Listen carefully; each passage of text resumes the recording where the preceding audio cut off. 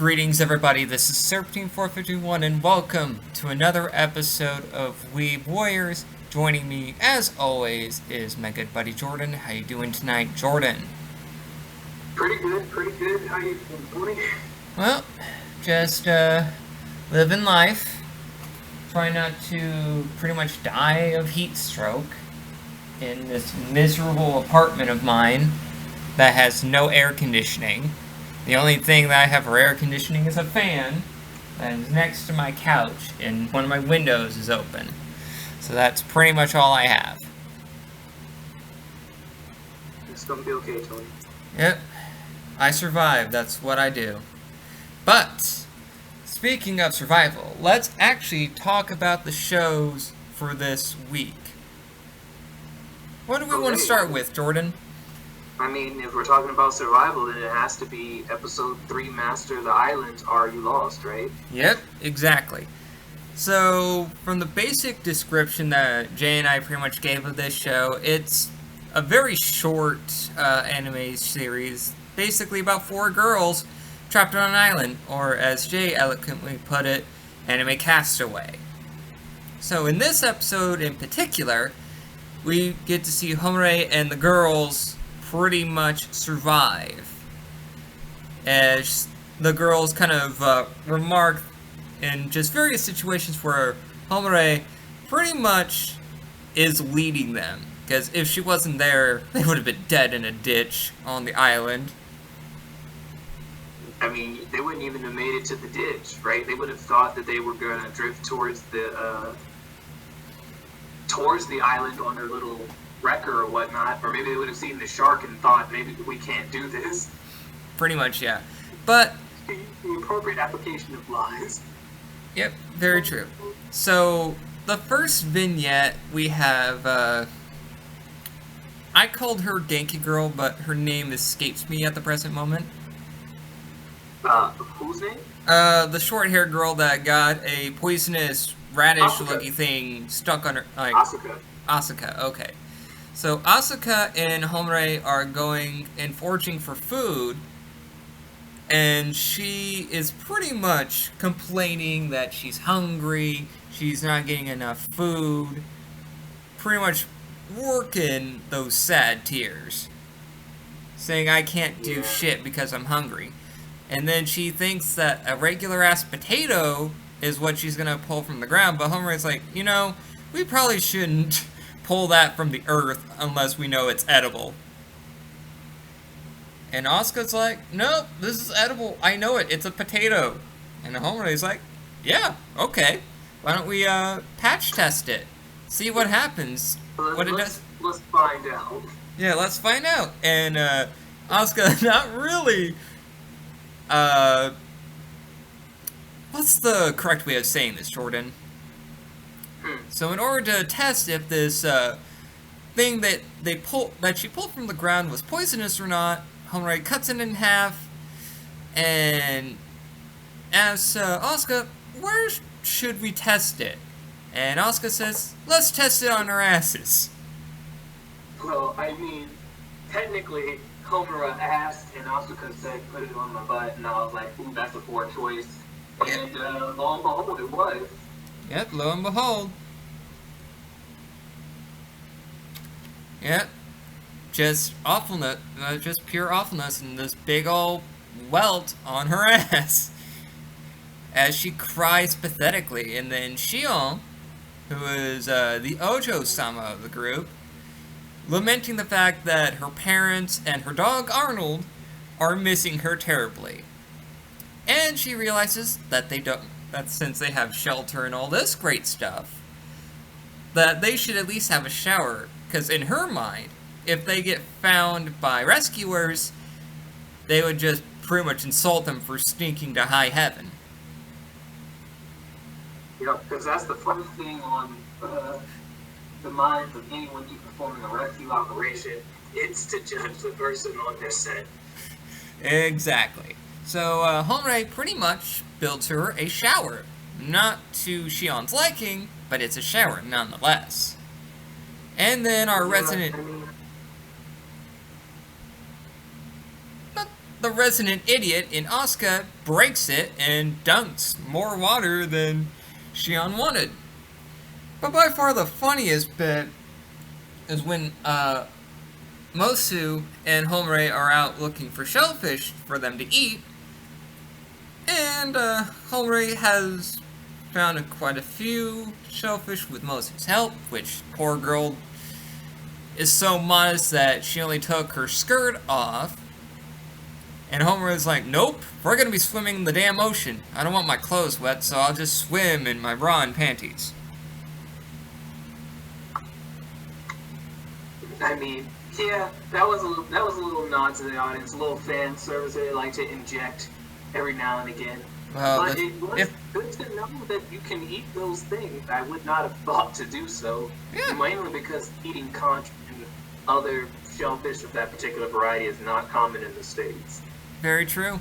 And apparently hermit crabs are edible. Yeah, I would have never assumed they weren't. Yeah, I mean, hermit crabs, but I just thought you would keep them as pets and not cook them. But, hey. Right, I mean, people say the same thing about many animals. True.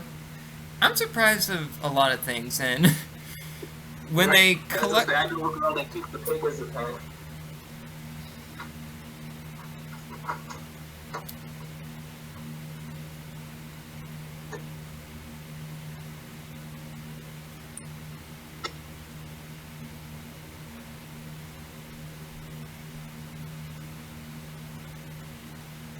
Yeah, so that's pretty much it for Are You Lost?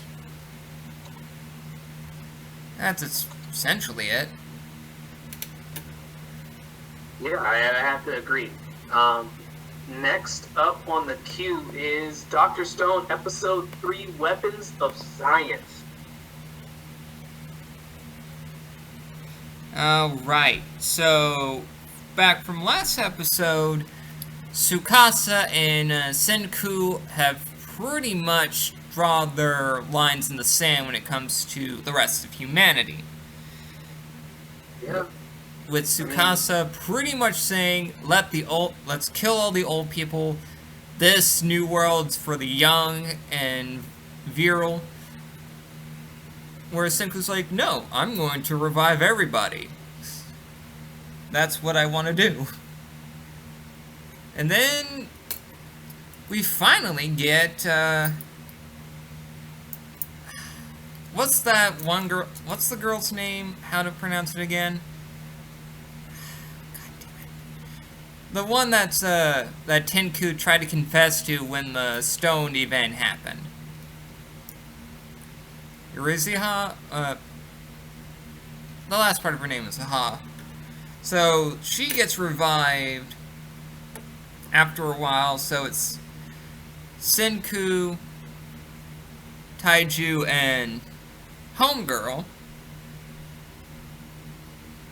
They pretty much, but before she's revived, Senku sends Tsukasa over to where they first found the reviving elixir. Because Taiju, in his utter stupidity, mentions to Senku that he was going to bring the revival serum over to revive his love interest. In his defense, Taiju is a simple-minded individual. He didn't think that the revival formula would end up having to be sensitive information. Very true. Also, it really shouldn't have had to be. It's not his fault that Tsukasa is a murderer. Exactly, but on the topic of Taiju just being a simple-minded individual, he's actually a very good person. So he pretty much... I mean, oftentimes simple people be or their hired muscle, right? They don't really have a whole lot of utility. That is true. They're not used for their depth in characterization. But he's essentially told Tsukasa, who kicked him in the hand, that he's not going to hit him because it'll stop him from murdering people. Which, I was with Tsukasa, I'm like, okay, hold on a minute, Taiju. You're going to try and not hit him, but you're going to stop him from killing people. How do you plan on doing that? I mean, were you just as confused as I was by Taichu's logic? I mean, I think that his logic was fair, essentially stating, I won't let you hurt anyone, and if you attempt to, like, get rid of people to accomplish your goals, I will stand in your way. But it didn't come out as eloquently as he would have liked. Yeah, but at least he had it. His heart was in the right place. He wanted to stand up to a murderer. So we had that. Then we have the Count. What's going to be the beginnings of the Count and Mask game between Tsukasa and Senku, because Senku wants to put together the one thing that can actually bring Tsukasa down, and that being guns. Apparently it's bullets. I mean, yeah, guns. Gunpowder, bullets, what have you. The thing that gets me is that Tsukasa, he was on some different level stuff in that episode. He was just like, oh, that's what he wants me to think. So where's he really going? Ah, I see. He wants to make weapons of science to defeat me. Gunpowder. And I'm just like, what? What sort of crack-addled differential logic is that? Like, And why did he use the exact words weapons of science? fuck if I know. It's like, It was just, honestly, it was a sign of poor writing, and I don't know if it was on the mangaka's side or on the animator's side, but like, using the exact same language of two disparate people does not reflect that he was able to figure out what had happened. It's essentially just saying that you just pulled something out your ass. Like, yeah. You could have easily just said, oh, he must have gone somewhere else to develop weapons against me. You didn't need to say weapons of science exactly. Unless, of course, it's on the translator's fault. And technological weapon is some singular Japanese word, which they just translated as weapons of science, then I give them an excuse. well, and then you also have it. They're pretty much also name dropping the name of the episode, which is Weapons of Science. Oh, they did that like 17 times. Oh yes, they did. They fucking did. Honestly, when they do a name drop, I'm always giddy. It's like the first time I hear it, but it becomes like the SAT word of the day sort of deal. I'm just like, all right. Well, to be fair, they at least really wanted to make sure what they were going to be developing, and it was going to be a weapon of science. Because apparently any other weapon is not of science, but of just sheer brutality. Like a fucking crossbow. I mean, think about it. It would take you quite a while to just build a crossbow. How long is it going to take you to actually make gunpowder and a gun to try to kill a man who killed a fucking lion with his bare hands? Well, the thing is that the way that sulfur is actually the hardest part, the hardest thing to obtain for gunpowder, but obtaining the other components isn't necessarily a fast thing either. Saltpeter, or I guess, I don't actually know what saltpeter's real name is. But you can get that from pissing on hay. Potassium nitrate. Oh shit. It's a fertilizer. Oh, it's a fertilizer. There it is. Let's probably find that. Maybe. I don't know. It's hard to say how they're going to figure it out. Either way, moving right along. Moving right along. But we also had this great scene where our trio actually are able to find their way to the location that they're going to, which is a part of Japan where it's close to Mount Fuji and a hot spring, but before that, in order to gain their bearings, they have to find something that can lead them to the right direction, and apparently it's a bronze Buddha. That Taiju, bless his soul, tried his best to kind of like rally the group and inspire them to really push them forward, but Senku's, nah, that's made of copper, bro. That's why it didn't rust, and why plants aren't growing around the thing. But we can make mirrors out of that motherfucker. Yep. So, next on that queue, Jordan. Next on the queue is Magical Senpai, Episode 3, Senpai's Discomfort Pop Quiz. So much Senpai and some more, Conquering Senpai and Kimono Senpai, as well as Senpai Hope Canvas. 5 shorts in this one.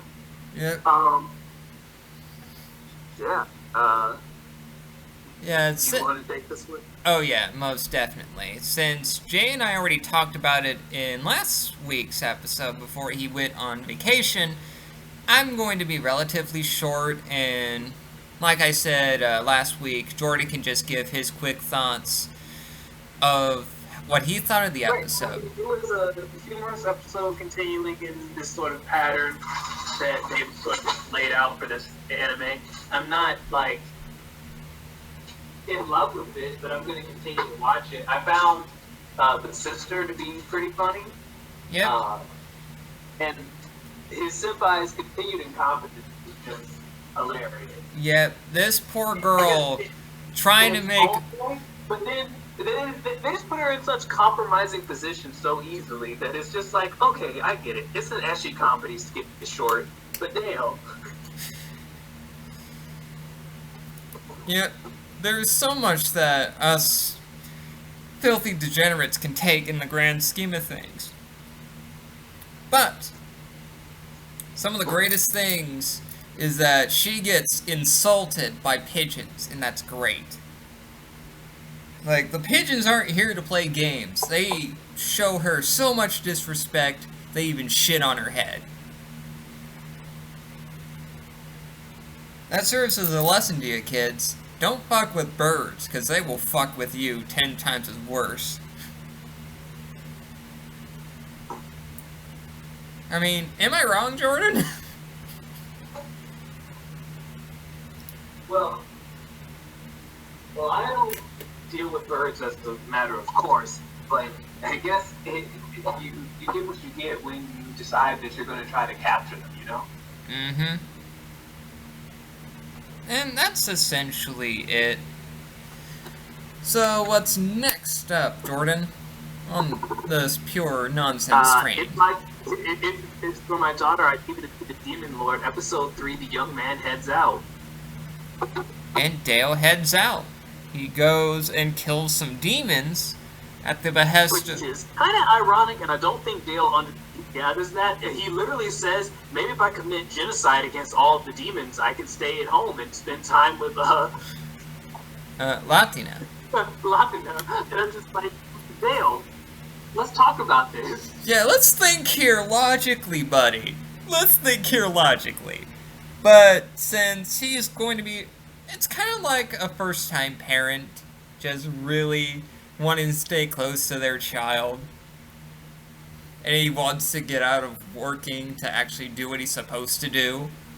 And we also learn in this episode that Kenneth was an instructor to Dale, and that's why he's pretty much an adventurer. And that Latina can make a damn good shepherd spy. Honestly, I don't know if it's particularly good or not, but... Hey, those codgers in the bar seem to really enjoy it. Right, but I think they just want to make her happy more than anything else.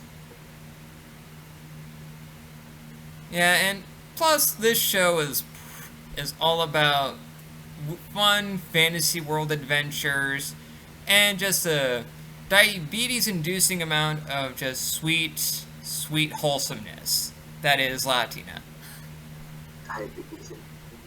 Yeah. Her just trying her best, cooking, taking food to people, just being herself, juxtaposed to Dale just killing things with a group of individuals, and him wrestling with the fact that he wants to get Latina a good gift from his travels. Plus, the funniest scene comes from a guy who is taking him to... I think it's the Lord that conscripted him to kill these demons. And this guy, who's pretty much a dragon taxi, just like, okay, I've heard about this guy Dale, so I should be really careful. And Dale's just this poor guy thinking Dale is like this tough as nails individual, but in Dale's head, it's like, when am I gonna get Latina when I'm done with my job here? Hey, buddy, scaring this poor guy half to death, because the driver is like, here, want some candy? And Dale's like, when a little girl want candy? It's like, Yeah, I mean, he's not, he's definitely playing up the ignorant new father angle very well. Yep, so but at least Dale's heart's in the right place. He wants to take care of someone in it, like, to take care of somebody that, even though it's not his own kid, but he's taking care of her like she's his own. And I think that's wonderful in the grand scheme of things. But enough of this wholesome garbage. The relationship is very heartwarming. Yep. But enough wholesomeness. Let's actually get into a little bit more, what should we talk about? What's next on the queue, Jordan? So I mean, we're coming up on the end of things. Is it wrong to pick up girls in a dungeon, episode 2, Apollo the Sun God? I'm not sure if we've already talked about this or not. Oh, no. We haven't talked about it. Jay and I talked about episode 1. So, why don't you give your thoughts on episode 1, and we can just jump to episode 2. Right. I mean, episode 1 was a good, solid opening to the new season. I was suspicious about why Apollo's familia was starting shit in the bar, but it's becoming increasingly clear that he always manipulated his familia to bring Bell into the situation so that he could essentially, like, force him to join them. Oh, yeah. And it's very... To, like, convert houses on their original guys and join up with Hestia. Oh, yeah. And... So they can participate in the house war, or I guess by themselves with them? Question mark? Yeah, so... I don't know how that's going to work, because at the end of episode 2, Hestia did agree to the war game, so we'll kind of learn the rules of a war game and how they work mechanistically. It at least seems that it's not totally uncommon for someone to be like, to join up or gain support from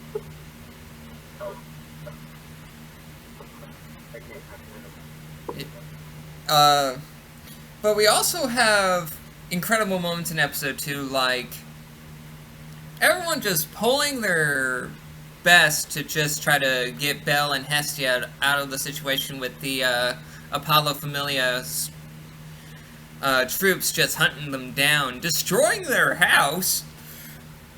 And, well, Lily, even Miyok's child, and Mikoto and her friends, they actually came in and just started wrecking shop. But yet again, Lily is going to be just off on her own. She's kidnapped towards the end of the episode, so Hestia and Wolf are going to go and rescue her from the Soma Familia, while Bell is getting trained how to fight and defeat the Phobos, basically the main douchebag of the Apollo Familia. And apparently, also true to Greek mythology, Apollo wants to fuck everything and anything that moves, much like his father. So... I mean, that's more or less a true statement for most of them, except for the trio of goddesses. Oh, Hestia is one, interestingly enough. That is true. And the funniest goddamn thing is that apparently our head honcho of the Apollo Familia is super jealous of Bell. Because apparently Apollo is really really wanting Bell and his Familia, to the point where it's a downright creepy and uncomfortable nature behind it. And you can kind of infer that Apollo pretty much... How should we put this delicately, Jordan? Apollo has had his hands on his... There was nothing delicate about that ass whooping, Tony. Oh, I have never seen someone disrespect a speed user with speed, well, a speed fighter with their own speed in a very long time, like I saw Bell get disrespected today. Well, I wasn't talking about the disrespect, because Bell did get disrespected, but I'm saying that those in the Apollo Familia, they got literally screwed by Apollo. Because apparently that's the one thing in the Familia that happens, is that Apollo, when he wants something, he's gonna get it. So you can kind of infer that... Oh, no, I didn't take it that far. Don't be a weirdo about this. Don't make it any weirder than it already is. Oh, no, Apollo made it abundantly clear by the expressions on his face. I wasn't the one making it weird. Apollo made it weird. And made me think, oh, you're a creep. Okay, bet.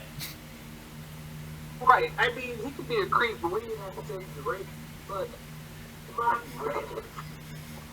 anyway, I'm really into this season of Don Machi, other than, well, what's currently going on with Apollo. So, what's next up, Jordan?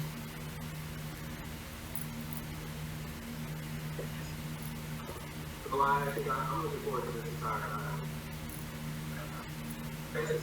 arc. I wonder if the arc is one arc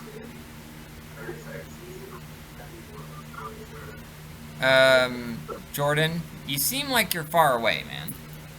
I'm right here next to my computer. It's probably just technical difficulties. Those tend to happen. But, can you just, repeat a little of what you, said? Oh, I was saying that I'm excited to see how this arc is going to play out, and if we're going to have the arc stretch out the entire second season, or will the second season include this arc and then a portion of another arc? I'm not really sure as to how far the source material has gotten at this point, so it may be that this is the latest material, or the latest finished arc, and therefore we won't see anything more. Actually, is it a 12 or 24 episode season? I'm not 100% sure on that, but the first season of Don Machi was at least 12 to 13 episodes. Okay, so I think it's reasonable to assume that it will repeat that same pattern. More than likely. So, what's next up, Jordan? Alright, up next, we have...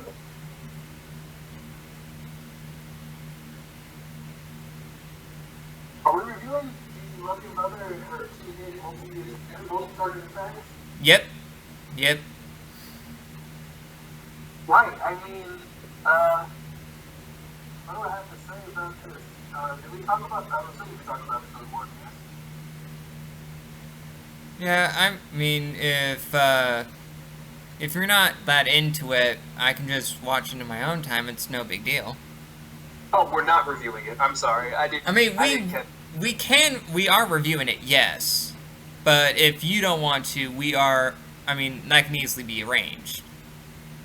No. I've watched it. I've watched both episodes. I was just being hesitant at the beginning because it's definitely, well, I think it's intentionally a subversion of the isekai genre and a large departure from expectations. It's a pretty strong comedy anime, but the premise of the world is kind of odd, and it's uncomfortable, the situations that they put Masato and his mother in, especially in episode 2 with the slime monsters. Oh yeah, definitely. I agree with you there. It's like, why do you want to say that?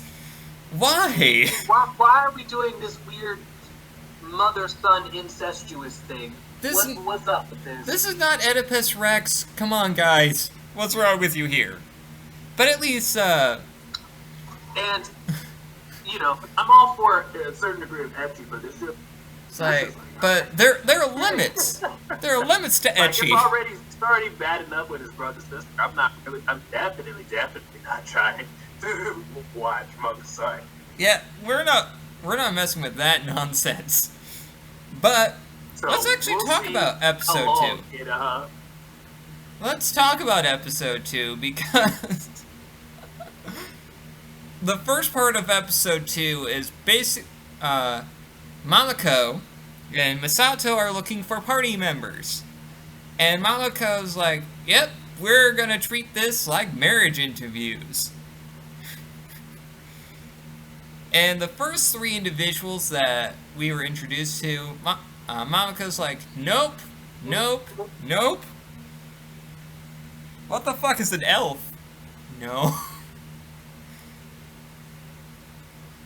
And she pretty much chose party members, well, the first party member of this anime Porter, simply because she views this poor girl as a walking coupon.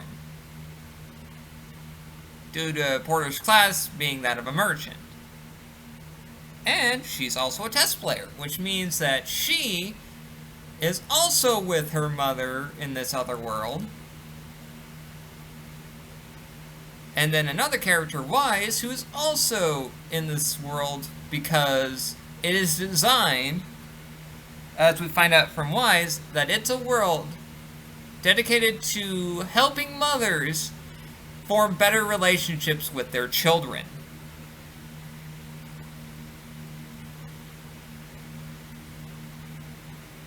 I mean, I can see where there might be a bit of an issue there. At least the comedy is actually pretty good. And that the subversions of many of the tropes are great. But let's not have an overly jealous mom. Please. Please, right. Lord. I mean, it's not even a matter of jealousy. I just don't want to see a child forced on top of his slime-covered mother as her clothing dissolves and she has very uncomfortable dialogue choices. Yes, exactly. Let's not have that again, please. Let's just stick to the comedy and the subversion of isekai tropes. I'd most appreciate that. Because I actually enjoyed this show. I don't think we're going to get it with this series, but we'll see. I mean, that's our hope in the grand scheme of things. That is the hope. Right, I mean, they're definitely on episode 2 of the 3-episode rule, so we'll see how they play out. Oh, definitely. So, our last 2 shows... we only have our last 2 shows. Only one show left, right? It's just dumbbells at this point. No, we have Hensky, which is, would you date a pervert even though she's cute? I completely forgot about that one. I'm not caught up. Yeah, you'll have to speak about that one. Alright, so I'll just make this really quick. So, episode 3 is essentially about... let's split into various small scenes in the grand scheme of things.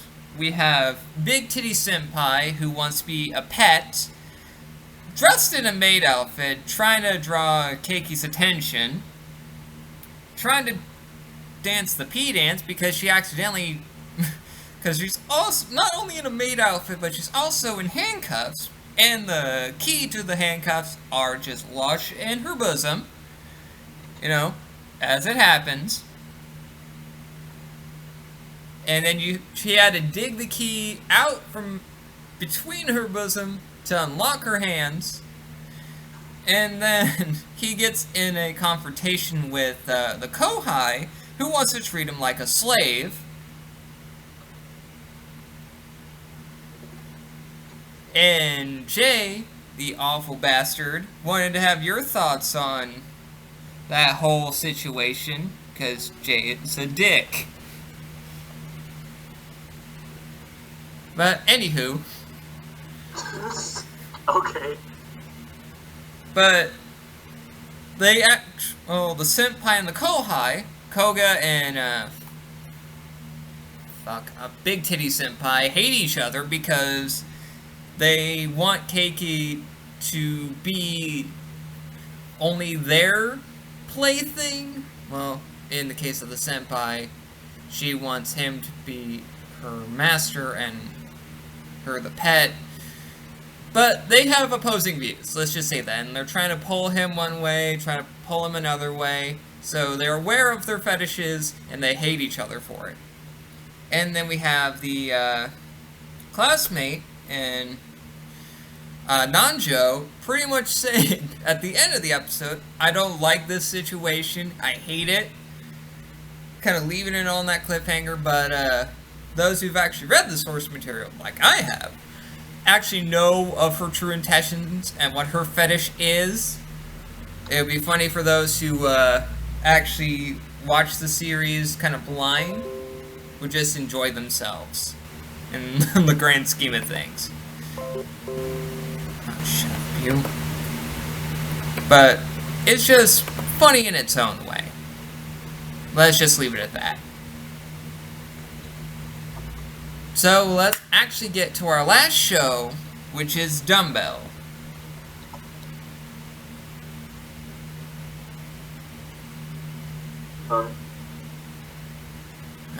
Okay.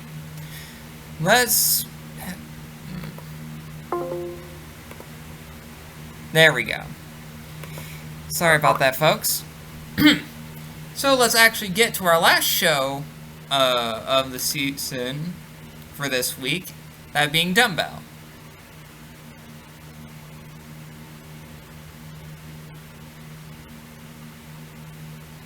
Jordan? Yeah, I'm here. Okay, so...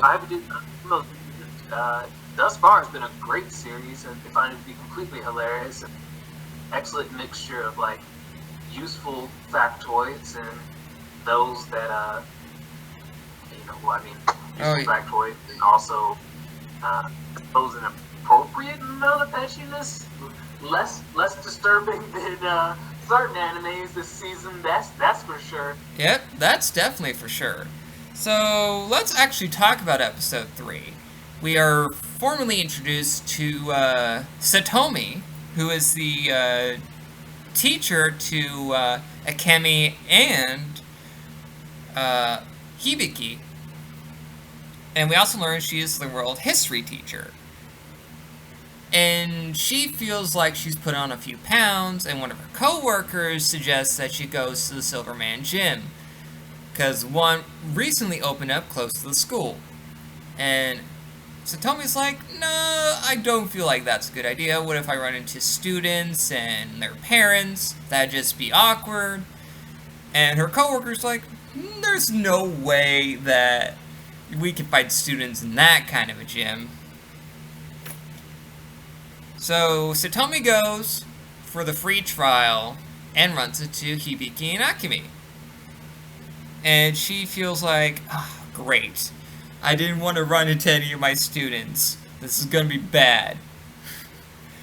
And we also get her introduction to Machio, which this man has fooled not only one woman with his pretty boy features, but two, because Satomi fell for actually being a part of the gym due to his pretty boyness.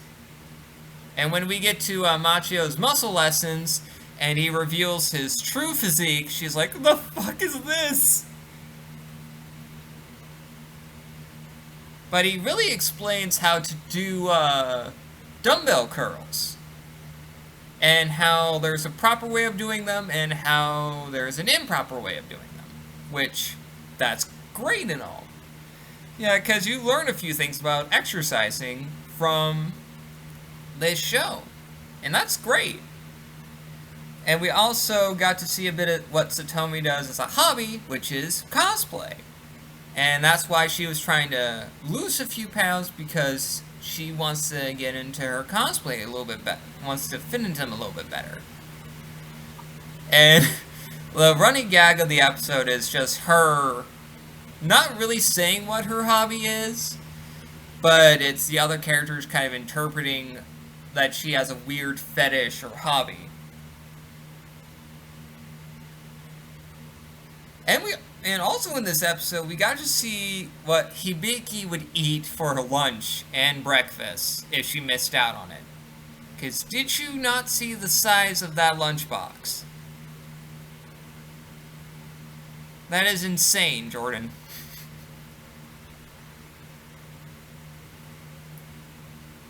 But by far the funniest scene, and I hope you agree with this, Jordan, is where they're at Comic-Con. Or the area where... The convention. Yeah, they have Comic-Con there. And Satomi's in cosplay. She's just posing for those pictures. And then we have Hibiki and Akemi over there too because they run into Machio. And Machio is in a Kenshiro cosplay because they ain't fooling me. They did a parody of Fist of the North Star in the naming. And then we had a bunch of these nerds, not too similar to ourselves, basically saying, hey, that cosplay is awesome, I've read that manga. Do some of the famous scenes, strike one of those famous poses, and Machio most certainly does. And everyone's freaking out, they're just getting all sorts of hype from just him posing, lifting a barbell, just lifting it for no reason. And Satomi's like, I haven't even heard of this manga. What is this nonsense? It's like, what is this madness? But, oh, it was just so funny. So funny. I find myself watching this, in order to, watching this series at least twice over, just because I want to, like, refresh myself for the reviews, but also just for sheer entertainment, just for the joy of it.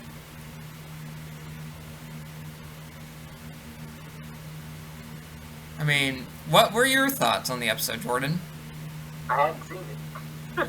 Oh, I thought you watched it. No. I said that I was behind and I was unlikely to catch up. Oh, shit. Well, still, it was a very funny episode. Yeah, I've just been listening and nodding and saying what little pieces of information I can know about the episode, but I haven't actually seen it. Well, oh well. I just read that message wrong. Par for the course in my, I mean, I may have miscommunicated, but, oh well. yeah. To be, there will always be some form of, like, miscommunication, but it will all be good in the end.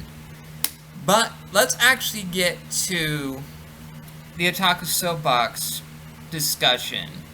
And we all have heard the news of what happened to, KyoAni with their offices recently. And we here at Weeb Warriors also send our condolences to those who have lost their lives, and in that event, it is truly heartbreaking to see something like that happen to an anime studio that is so prevalent in with the amount of quality shows that they have put out. That's the one thing I can just say, is that I offer up my condolences, and I just hope that everything goes by okay, that everyone else is recovering, that everything is going to be okay, that everyone can just pick themselves up, try to mourn the loss as best they can, and remember everything good. But from tragedy, we can always find the strength to look out for those in this community. But one thing I will say is that I gotta say, one of the things I like about Kyoto Animation, one of the things that really got me about this studio is how well they convey emotion. Wouldn't you agree, Jordan?